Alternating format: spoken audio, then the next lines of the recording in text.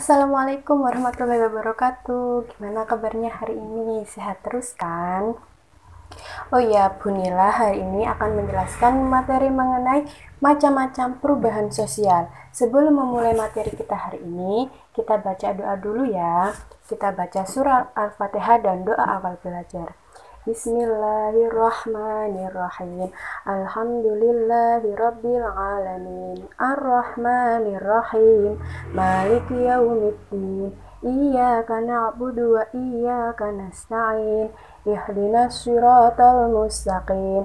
Siratal ladzina an'amta 'alaihim ghairil maghdubi 'alaihim waladdallin. Amin. Bismillahirrahmanirrahim. Allahumma ya man huwa fi ilmihi muhyi, wa ya man huwa fi majdihi munir, wa ya man huwa fi lutfihi syarif, ya hannanu ya manna, akrimna binuril fahmi, wa ahrijna min dhulumatil wahmi, warzuqna fahman nabiyyin wa hifdal mursalin, wa ilhamal malaikatil muqarrabina birahmatika ya arhamar rahimin.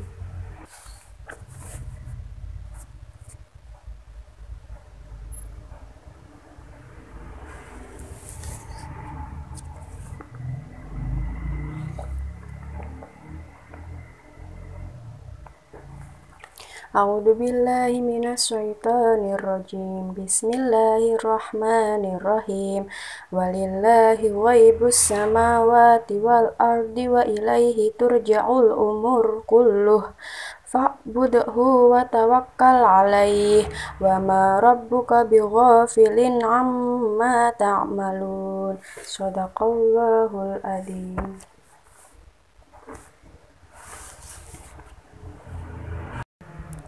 Artinya, dan kepunyaan Allah lah apa yang gaib di langit dan di bumi, dan kepadanya lah dikembalikan urusan-urusan semuanya.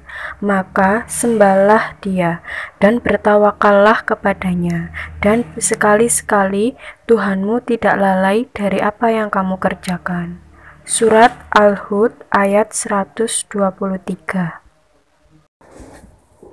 Nah, tujuan dari materi hari ini adalah Bunila ingin dan Bunila harap kalian bisa mengetahui klasifikasi mengenai perubahan sosial yang ada. Bunila ingin kalian itu bisa memahami gitu, mengklasifikasikan, mengetahui macam-macam perubahan sosial yang ada di masyarakat. Oke, kalau sudah siap belajar, yuk kita mulai belajar materi pada hari ini. Nah, ada yang masih ingat mengenai pengertian perubahan sosial? Bunila ingatkan kembali ya, perubahan sosial itu keadaan situasi di mana yang sangat berbeda.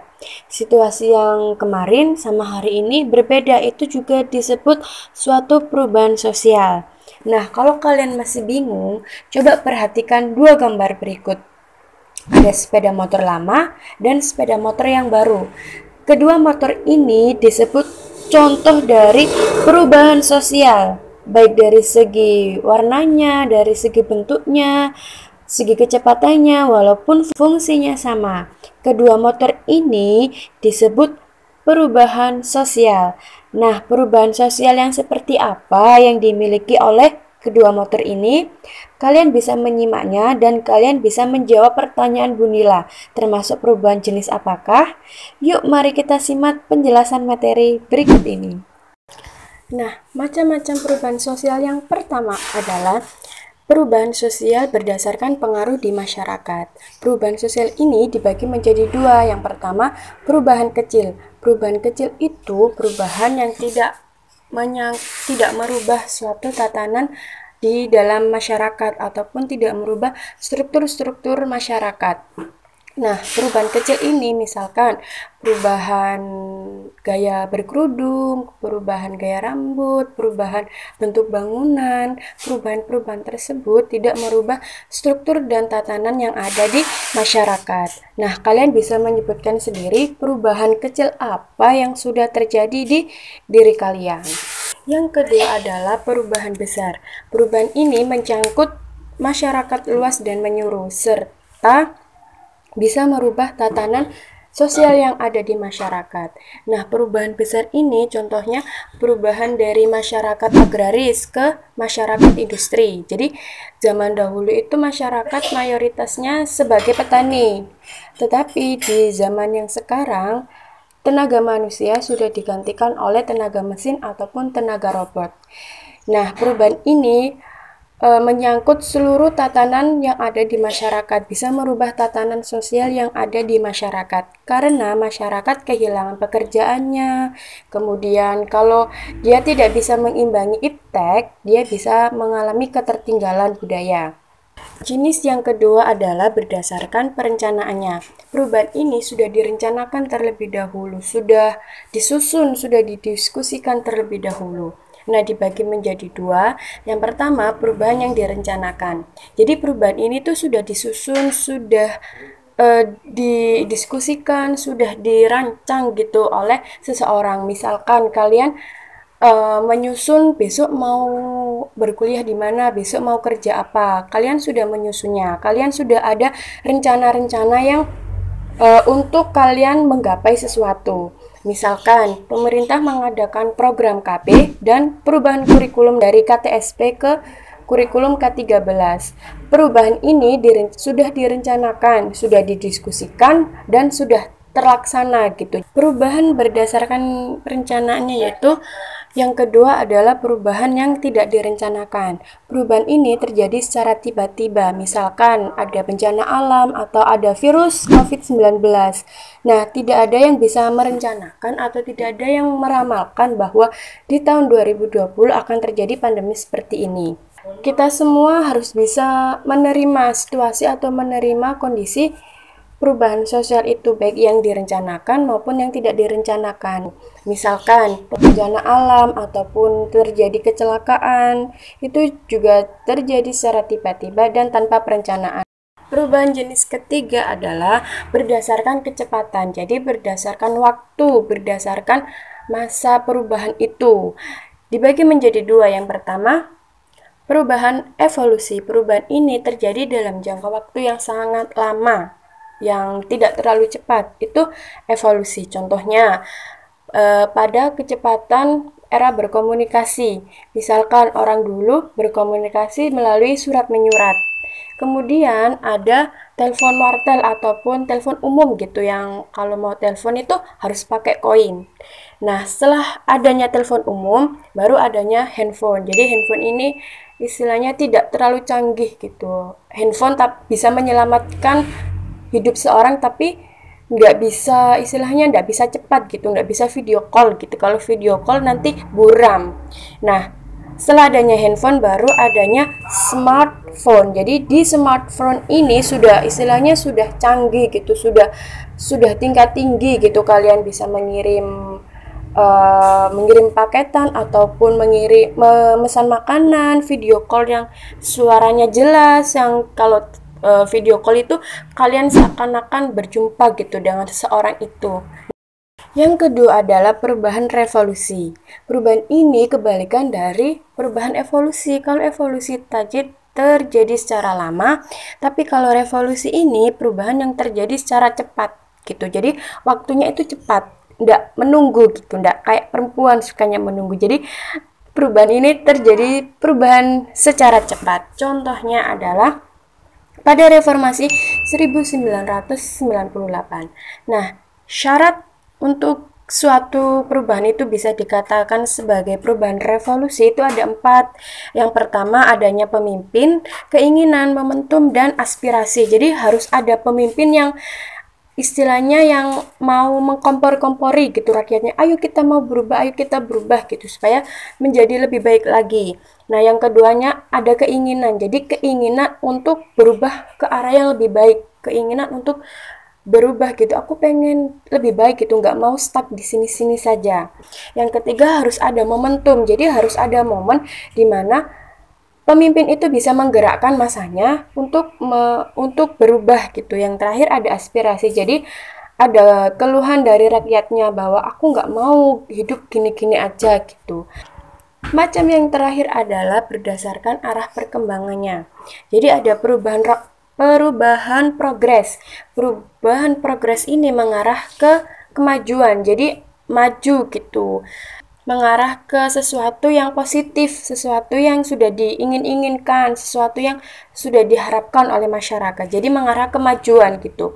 Contohnya internet bisa masuk desa, kemudian listrik sudah menjangkau di seluruh daerah di Indonesia. Nah, ini juga mengarah termasuk perubahan progres karena ada kemajuan. Itu juga termasuk perubahan progres. Nah, perubahan progres apa yang ada di diri kalian bisa kalian analisis sendiri dengan pengalaman kalian.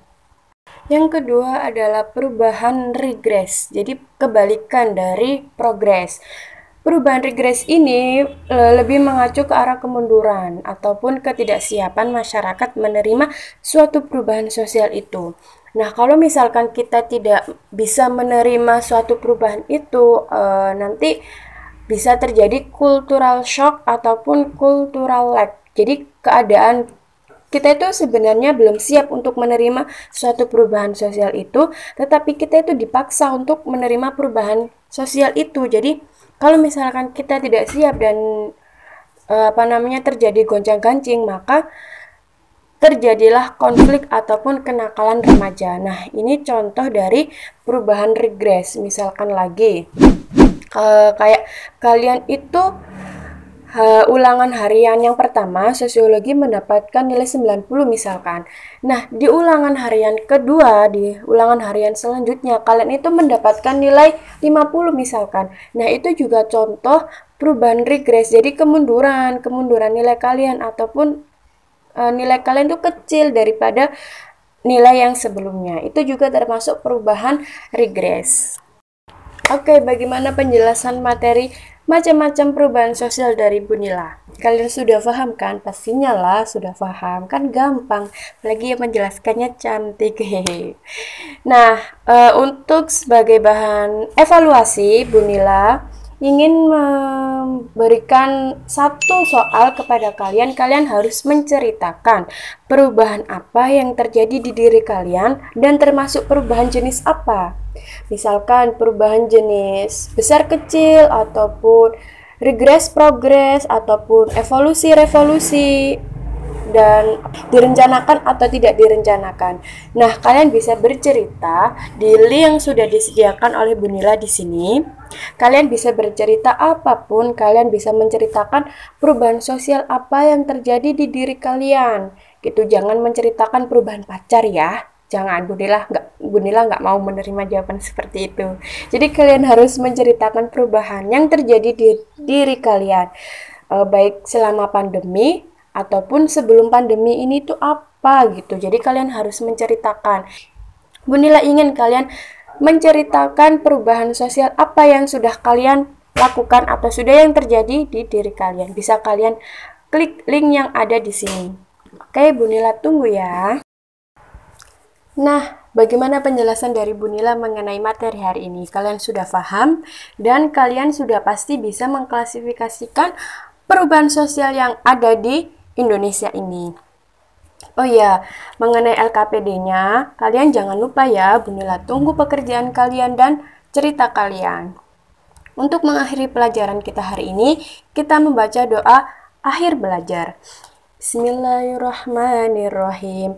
Allahumma inni astaudiuka ma'alam tanihi fardudhu ilayya inda hajati ilaihi wala tungsinihi ya rabbal alamin. Bunila tunggu pekerjaan kalian dan stay di rumah, belajar di rumah, jaga kesehatan, jaga ibadah kalian. Bunila tunggu dan tunggu Bunila di materi berikutnya. I'll see you guys. Bye-bye. Assalamualaikum warahmatullahi wabarakatuh.